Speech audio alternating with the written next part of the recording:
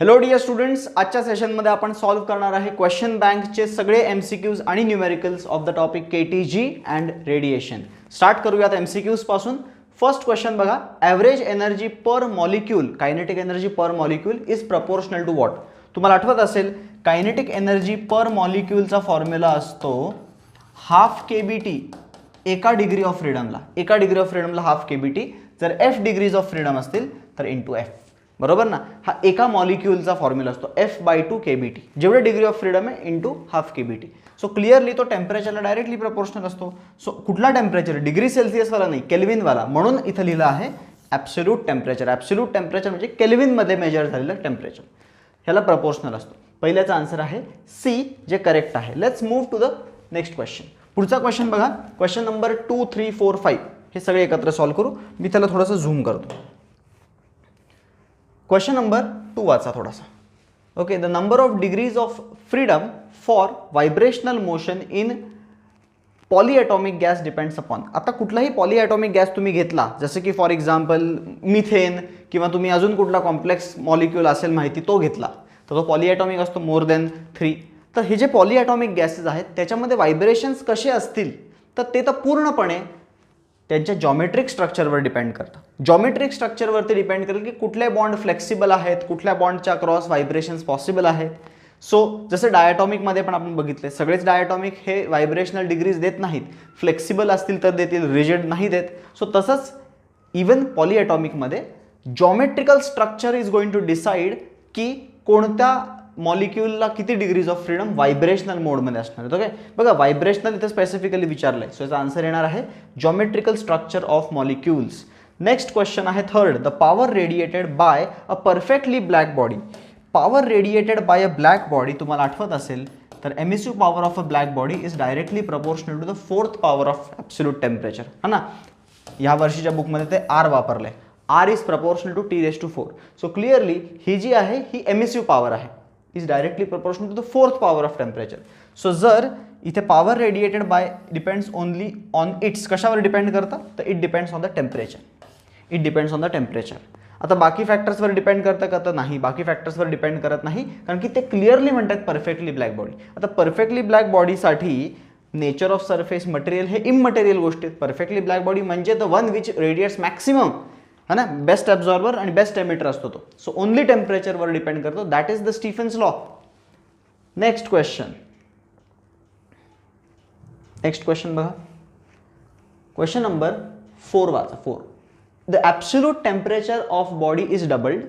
Temperature double केलं तर power radiated bye it will increase by. आत्ताच बघितलं आपण, जर फोर्थ पॉवरला डिपेंड करत असेल, जर R फोर्थ पॉवरला डिपेंड करत असेल, जर टेम्परेचरला मी डबल करतोय म्हणजे Tच्या जागी 2T करतोय तर 2⁴ म्हणजे 16चा फॅक्टर बाहेर निघेल, म्हणजे पॉवर 16 पट होणार, 16 पट, 16 times, which is correct. Calculate lambda max for a body having surface temperature of 3000 kelvin. अशा कुठल्या तरी स्टारच सोडा, अशा कुठल्या तरी ऑब्जेक्टचं टेम्परेचर 3000 केल्विन असेल तर त्याच्यापासून येणारे रेडिएशन्सचा लॅम्बडा मॅक्स काय असेल. वीन्स डिस्प्लेसमेंट लॉवरती बेस्ड क्वेश्चन आहे. Lambda max is inversely proportional to temperature आणि ह्याचा constant is called as Wien's constant. So lambda max will be B/T. आणि वीन्स कॉन्स्टंट जो B असतो ना त्याची पण व्हॅल्यू तुम्हाला इथे रेडीमेड दिली आहे. किती दिली आहे ती? 2.89. त्याला मी रफली 3 घेतो रे, कारण की मला तर अप्रॉक्सिमेशन करायला आवडतं. सो 3 घेतो मी त्याला, इंटू 10⁻³ डिवायडेड बाय खाली 3000 आहे. खाली 3000 आहे ना. सो तुमचा आन्सर काय येईल? खाली 3000, लॅम्बडा टेम्परेचर 3000 आहे. सो 3 गेला 10⁻³ आणि हे 3 झिरोज 10⁻³ वरती गेले तर 10⁻6 मीटर उत्तर येईल. काय येईल लॅम्बडा मॅक्स? 10⁻6 मीटर. अनफॉर्च्युनेटली सगळे दिले आहेत अँगस्ट्रॉम युनिटमध्ये आणि सगळे आन्सर्स खूपच जवळ आहेत. सो आपल्या इज्जतीत सॉल्व्ह करावं लागणार आहे. खूप वेस्ट झाला टाईम आपला, पण ठीक आहे, अशा गोष्टी होतात कधी कधी. करूयात आता इज्जतीत सॉल्व्ह. ठीक आहे. So lambda max is 2.897 into 10⁻³ divided by 3000 म्हणजे 10⁻³ 3 ने डिवाइड करा. 3 झिरोजा 3 झिरोजा 3 3 झिरोजा 0 सॉरी 3 झिरोजा नाही होत डिव्हिजिबल. 0.9 जा 27, 1 राहिला 19, 6 जा 18, परत 1 राहिला 17, 17 राहिले 7 आल्यामुळे, आणि 5 जा 15, 2 राहिला आहे, आणि 6 जा 9656 9656 9656 9656 0.9656 आहे इंटू 10⁻³ वरती गेला तर -6 आणि तो -6चा एंगस्ट्रॉम करायचा असेल तर मला 4 झिरो शिफ्ट करावं लागतील 1 2 3 4 ते 4 शिफ्ट झाल्यामुळे तो 10⁻10 बनतो आणि नंतर आपलं उत्तर एंगस्ट्रॉममध्ये येतं. असा करायचा होता हा प्रश्न. आन्सर जवळ होते म्हणून नीट सॉल्व करावं लागलं, नाही तर मग अप्रॉक्सिमेशननी काम झालं असतं. ठीक आहे, बघा हा बघा molar specific heat of a gas at constant volume is given if the ratio of two specific heat म्हणजे CP/CV दिला आहे काय, CP/CV दिला आहे, CP/CV is 1.65, ratio of molar specific heats, ratio of the two specific heats is 1.65. Calculate the difference between two molar specific heats. दोन molar specific heats मधला difference विचारला आहे तुम्हाला.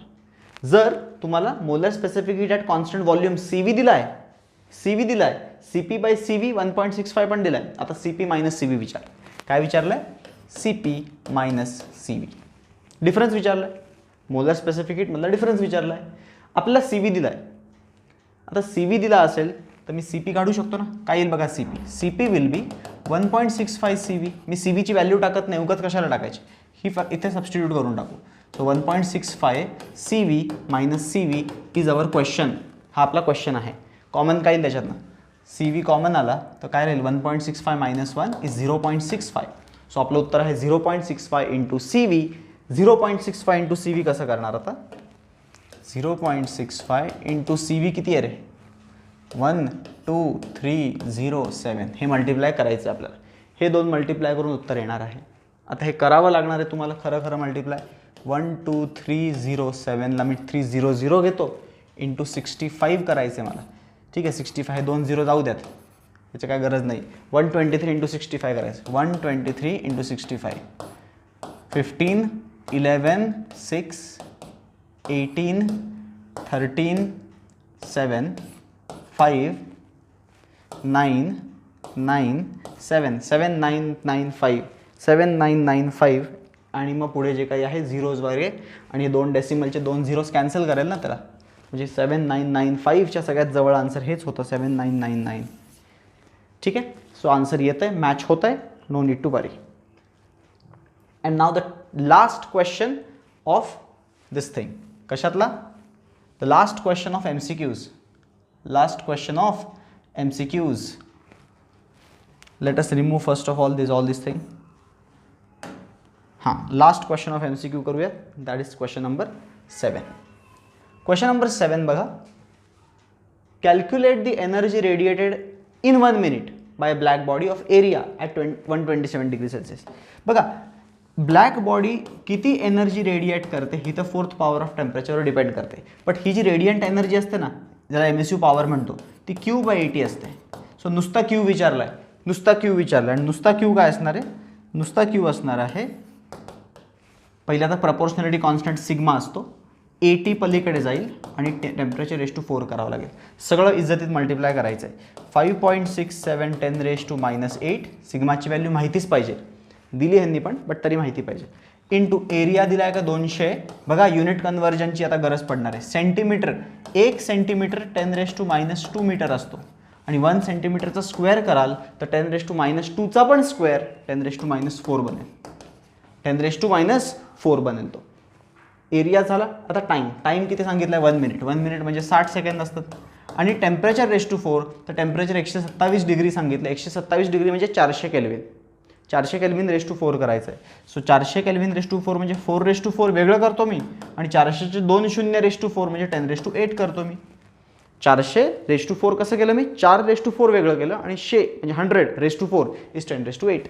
10⁸ will cancel with 10⁻8. First of all 1 2 3 zeros I can see which will cancel with 10⁻4. 10⁻1 is left.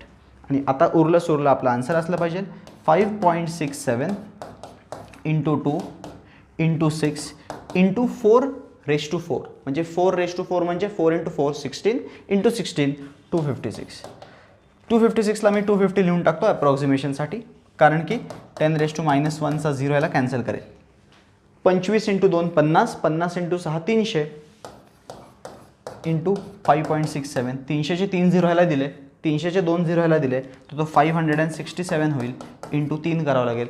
567 into 3, 3 7 जा 21, 18 19 20 17, 1700 something is the answer which is not matching.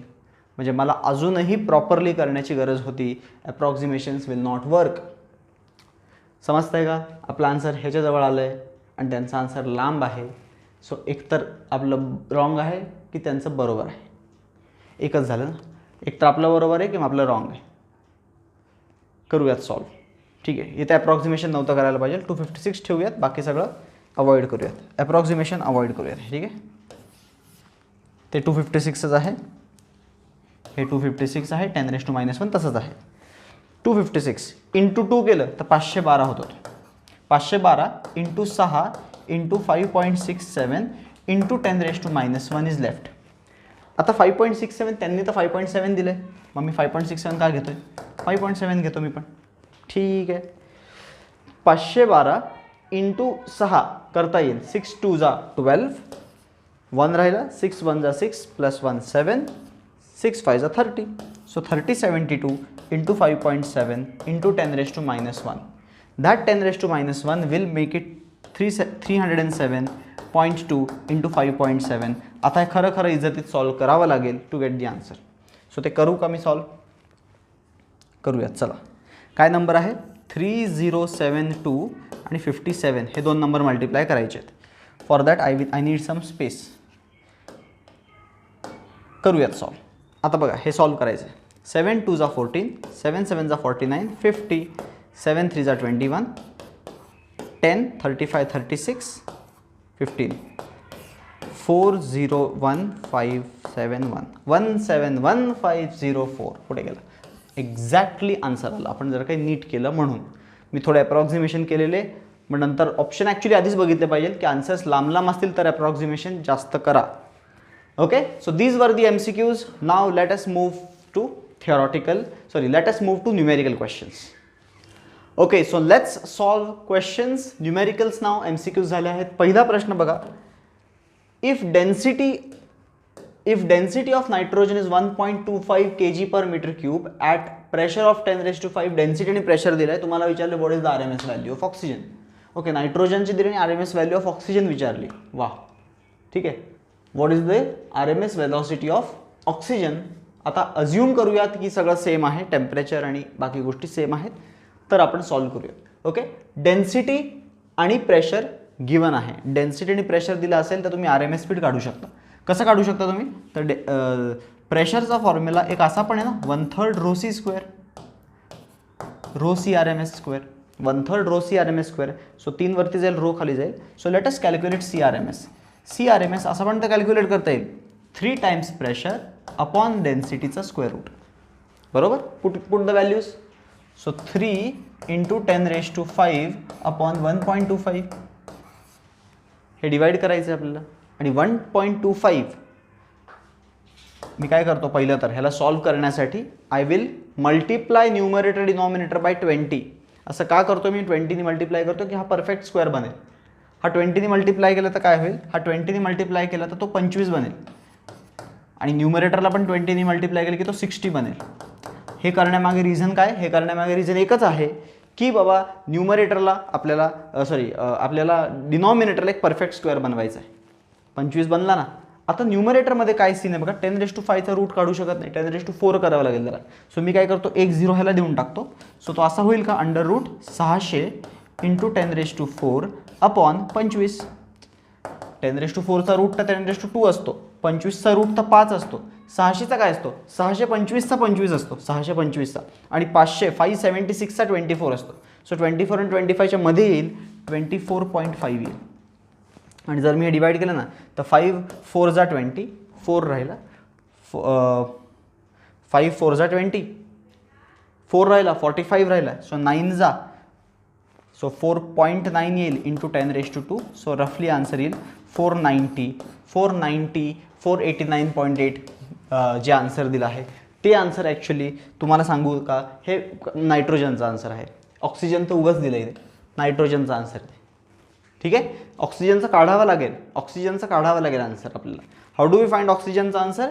तर ऑक्सिजनसाठी तुम्हाला velocity of oxygen is inverse किंवा CRMS is equal to √3RT by m0, inversely proportional to molecular weight. So molecular वेटचा ratio घेऊन solve करावं लागेल आणि आन्सर काढावं लागेल ऑक्सिजनसाठी.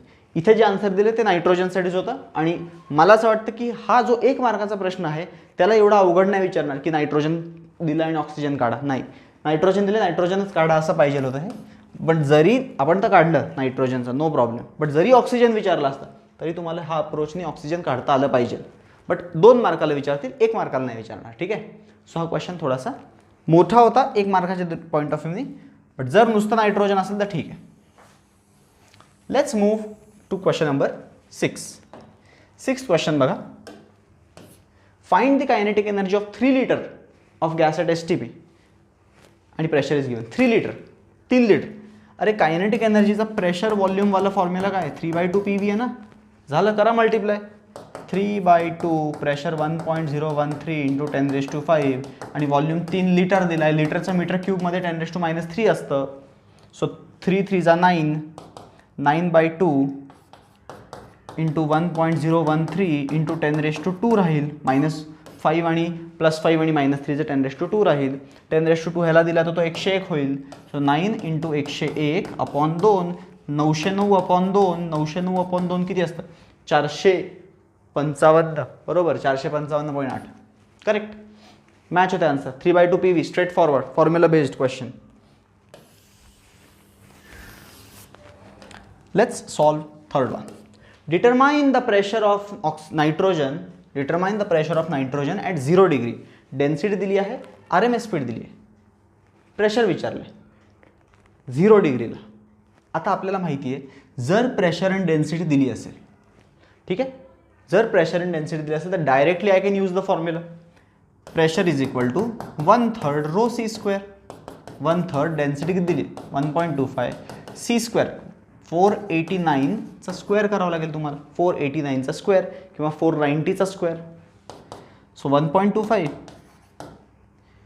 अपॉन 3 इंटू 489चा स्क्वेअर करावं लागेल. 490 इंटू 490, हे 2 0 तर जाऊ द्यात, 10⁻² बाजूला राहील. 49चा स्क्वेअर करायचा. 9 9 जा 81, 36 44, 9 4 जा 36, 4 4 जा 16, 19 1 10 4 आणि 2, 2401 2401 00. अरे 49चा स्क्वेअर माहिती होता मला, 2401 असतो आणि 00 आला. ठीक आहे, 00 आला. आता ह्याला डिवाइड बाय 3 करायचं आहे. डिवाइड बाय 3 केलं तर 8033 येईल. 8033 8033 बरोबर ना. 80333 येईल. 80333 बरोबर आहे का? 8 जा 0 जा 80033 80033 इफ यू डिवाइड आणि इंटू 1.25 करायचं आहे. सो 1.25 ने मल्टिप्लाय केलं तर 1.25 इंटू 8च करायचं आहे. अप्रॉक्सिमेटली तुमचा आन्सर 1 लाख येईल. 1 लाख ऑलमोस्ट काय येईल आन्सर? 1 लाख. 1 लाख म्हणजे 99,633 ऑलमोस्ट. कारण की मी इथं थोडंसं वाढवलं आहे. काय 490 केलं आहे, 489ला 490 केलं आहे. हेच तुम्हाला लॉक टेबलनी करायचं आहे. लॉक टेबलनी तुम्हाला कसं करायचं हे सांगतो एकदा मी. लॉक टेबलनी कसं करायचं आहे, हाच क्वेश्चन लॉक टेबलनी कसा केला असता आपण, तर काय केलं असतं बघा. 1/3 ρc², 4.89चा स्क्वेअर आहे ना. 489चा स्क्वेअर म्हणजे into 10⁻⁴ square. Log of this plus log of this 2 times minus log of this. Antilog answer into 10⁻⁴. This is how you solve to get the answer. Exactly match होईल त्या केसमध्ये. आता approximately केल्यामुळे थोडंसं वाढलं. 99,633चं ते 1 लाख झालं. That's it. तो ओनली डिफरन्स. आता 3 मार्क्सवाले क्वेश्चन्स, 3 मार्कवाले क्वेश्चन बहुतेक हे आहेत. नाही, हे 2 मार्काचेच आहेत अजून का 3 मार्कवाले आहेत. एनिवेज थोडा मोठं करून दाखवतो. सो रेडिएशनमधला क्वेश्चन आहे. रेट ऑफ रेडिएशन ऑफ मेटलचा तुम्हाला रेशो विचारला आहे. कंपेअर म्हणजे रेशो विचारला आहे. कुठल्या टेम्परेचरला? 727 म्हणजे 1000 केल्विनला आणि 227 म्हणजे 500 केल्विनला. अरे क्लिअरली टेम्परेचरचा रेशोच 2:1 आहे. सो रेडिएशनचा रेशो 16:1 असणार आहे, आणि की रेडिएशन फोर्थ पॉवरला डिपेंड करतं. So as rate of radiation is dependent on the fourth power, radiation of first upon second rate is temperature of first upon सेकंडचा raise to 4 and this is 2:1. 2:1चा square is 16:1. Very simple question, एकदम easy होतं. हा बघा, हा पण simple दिसतोय. सातवा क्वेश्चन बघा. 1000 कॅलरी ऑफ हीट इन्सिडेंट होती बॉडीवरती. किती पडते बॉडीवरती?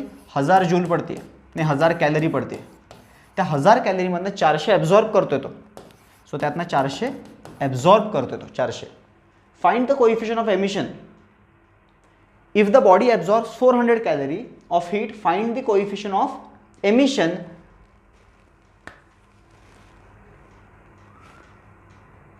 आता त्यांनी इथं काही मेन्शन नाही केलं.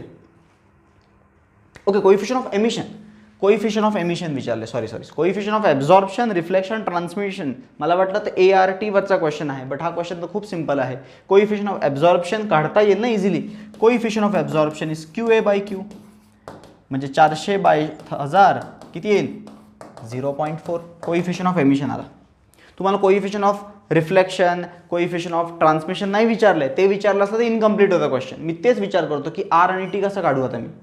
बट प्रश्न विचारले कोइफिशियंट ऑफ एमिशन, आणि कोइफिशियंट ऑफ एमिशन तर E असतो, आणि A=E कुठल्याही बॉडीसाठी असतो किर्चॉफ्स लॉ प्रमाणे. सो A=E असतो कुठल्याही बॉडीसाठी. सो E पण 0.4च येणार ना. काय याच्यात रॉकेट सायन्स होतं, फक्त क्लिक झालं पाहिजे की नक्की विचारलंय काय. 8th क्वेश्चन वाचा. 8th question number 8. 8th question is metal cube of length radiates this much energy per second, 10 joule per second. Find its emissive power. Emissive power is defined as how much heat it is emitting per unit area per unit time. तुम्हाला दिलं आहे it is emitting 10 joule per second. 10 joule per second दिलं आहे. But किती area आहे त्याचा? 4 centimetre स्क्वेअरचा तो cube आहे, आणि क्यूबला 6 साईड्स असतात. सो 6 × 4 स्क्वेअर करावं लागेल मला. 6 × 4 स्क्वेअर. बट तो सेंटीमीटर आहे. सेंटीमीटरचा स्क्वेअर केला जर काय तर 10⁻⁻4 बनेल.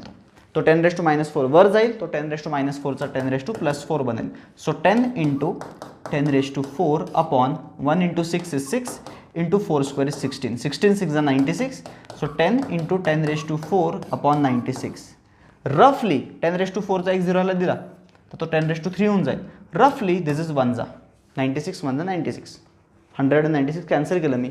सो रफली आन्सर 1000च्या थोडंसं वरती असेल, आणि जे इथे आहे थोडंसं 1000पेक्षा जास्त. इज्जतीत सॉल्व्ह केलं तर आन्सर येईल. पण अँड देन हे मोठे प्रश्न 3 मार्कवाले.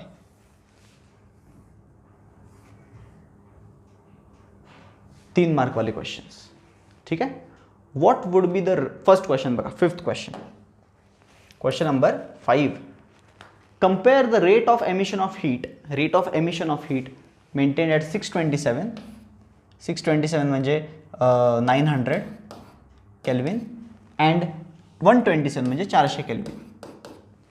900 केल्विन आणि 400 केल्विन वरती 2 बॉडीज आहेत, आणि सराउंडेड बाय 27 डिग्री म्हणजे 300 केल्विन. 300 सराउंडिंग आहे. What would be the ratio of rate of loss of heat?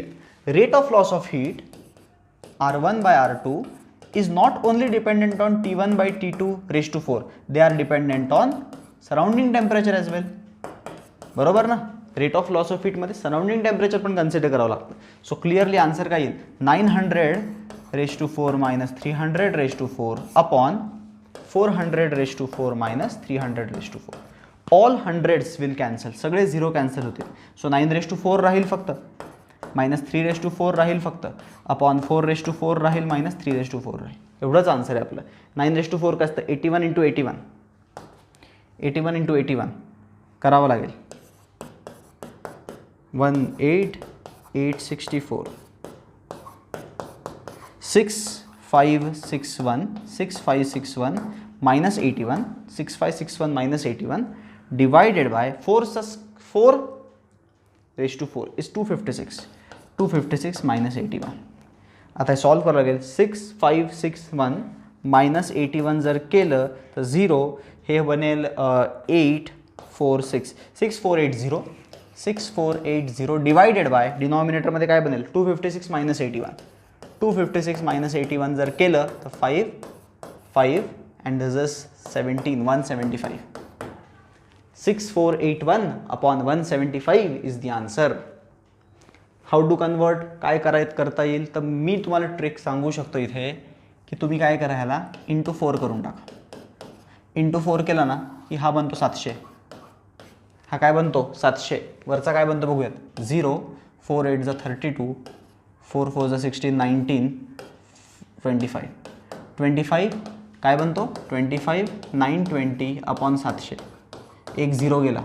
आता 7ने डिवाइड करणं सोपं आहे. 7ने डिवाइड केलं तर काय येईल, 7ने डिवाइड केलं तर 7 3 जा 21, 4 इज लेफ्ट 49, 7 जा 49 and then 2 is left, so 0.3 something, so 373 येईल, 373 because it is 2592 divided by 7 करतोय मी. सो 2572 डिवाइड करताना 3 जा 21, 49 राहिला, 7 जा आणि नंतर पुढे 2 आहे, सो इट इज 3 जा, बरोबर ना, 3 जा पॉईंट समथिंग डिवाइडेड बाय 70 अजून 10 राहिलाच आहे. So if you divide by 10, so answer will be 37 point something upon 10, sorry upon 1 राहिला आता. So this should be your answer. हे आन्सर काही बरोबर वाटत नाही आहे तरी कमेंटमध्ये सांगा जर तुमचा आन्सर येत असेल हे वाला. ठीक आहे. आता इथे rate of loss of heat विचारलं, म्हणजे नुसतं रेट काढून चालणार नाही, नुसतं हे डिवाइडेड बाय हे करून चालणार नाही, यू हॅव टू सबट्रॅक्ट, हे पण मायनस करावं लागणार आहे. Rate of loss of heat जेव्हा क्वेश्चन असतो ना, नुसतं रेट ऑफ एमिशन असेल, नुसतं रेट ऑफ एमिशन, तर 900⁴ अपॉन 400⁴ आन्सर आला असतं. But this is not directly rate of emission, it is rate of loss of heat ratio. So फिफ्थचा आन्सर असं येणार आहे. Okay, let's move to next. हे थोडं पहिलं तर साफ करूया तिथे.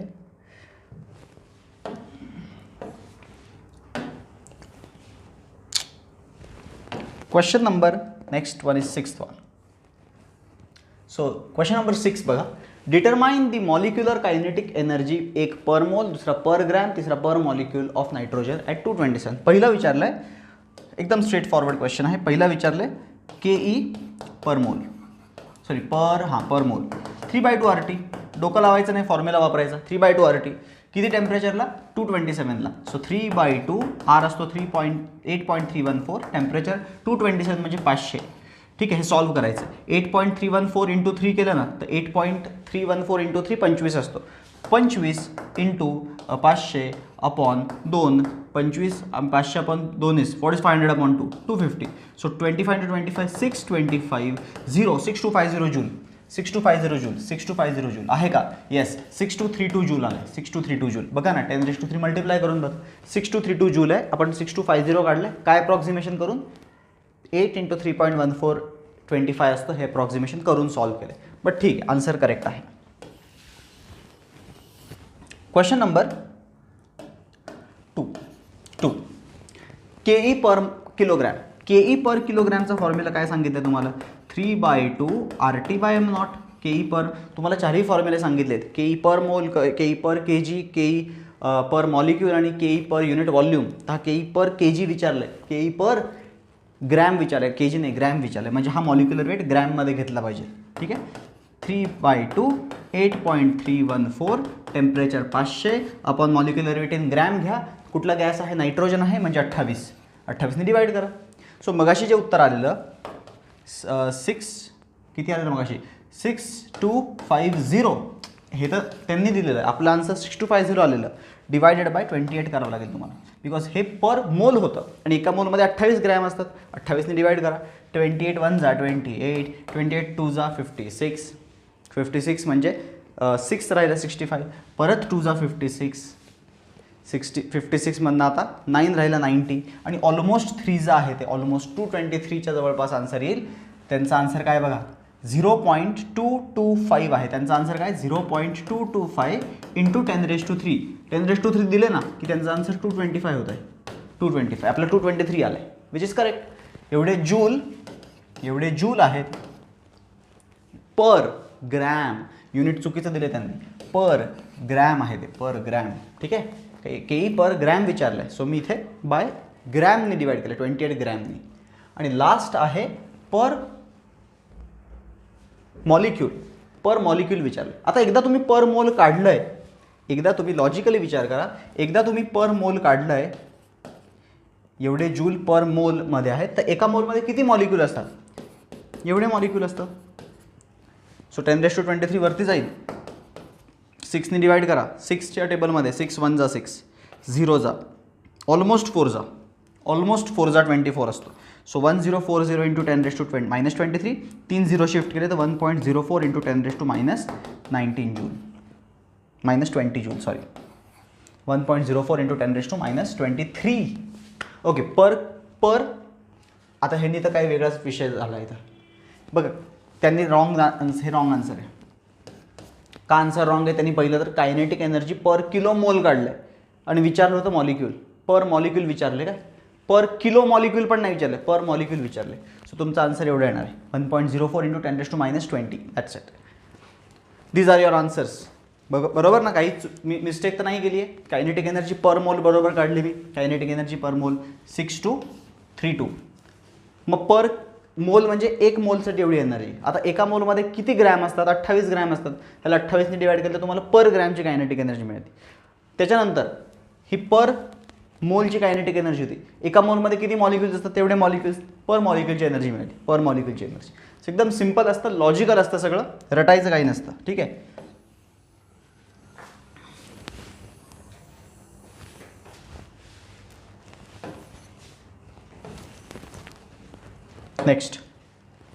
Next question is question number 7. 2 4 6 तीन मॉलिक्यूलचे मीन स्क्वेअर काढा, रूट मीन स्क्वेअर काढा. मीन स्क्वेअर म्हणजे काय? त्यांच्या स्क्वेअर्सचा मीन, स्क्वेअर्सचा ॲव्हरेज, स्क्वेअर्सचा mean. 2 square 4, 2 square is 4, 4 square is 16 and this is 36 upon 3. 36 plus 4 40, 56/3. 56/3 करायचं आहे. What is 56 divided by 3? 18.67. 18.67 is the answer. ठीक आहे, 18.67 इज द आन्सर. नेक्स्ट आहे रूट मीन स्क्वेअर. ह्याचा रूट घ्या. 18.6चा रूट घ्या. 18.67चा रूट घेतला तर तुमचा आन्सर येईल 4.319. हे सगळं तुम्हाला लॉग टेबलमध्ये बघून काढायचं आहे. So these are the answers of question number 7. So these were all the numericals of the topic KTG. माझ्या मते एकच न्यूमेरिकल असा होता बघा, हा याचा आन्सर मॅच नाही झालं आपलं, आणि ह्याचा आन्सर मॅच नाही झालं. दोन गोष्टी होत्या ज्याचा आन्सर मॅच नाही झालं. ठीक आहे, हे आणि ह्याचं युनिट रॉंग आहे. बाकी तर सगळे आन्सर्स बऱ्यापैकी मॅच झालेत. MCQ वगैरे माझ्या मते सगळेच मॅच झाले आहेत होपफुली. ओके, सो दीज वर दी questions from the question bank of KTG radiation. भेटूयात उद्याच्या सेशनमध्ये विथ सम अदर. मी पहिले ग्रीनवाले कंप्लीट करतोय. ग्रीनवाले टॉपिक्स तुम्हाला माहिती आहेत, ते टॉपिक्स जे ॲव्हरेज स्टुडंटसाठी खूप इम्पॉर्टंट आहेत. ओके, त्याची लिस्ट तुम्हाला मी ऑलरेडी दिली आहे. इम्पॉर्टंट टॉपिक सिलेक्शन असा एक नावाचा व्हिडिओ आहे, तो नक्की बघा जर अजून नसेल बघितलं तरी. Thanks for watching this session guys. We will meet in the next video.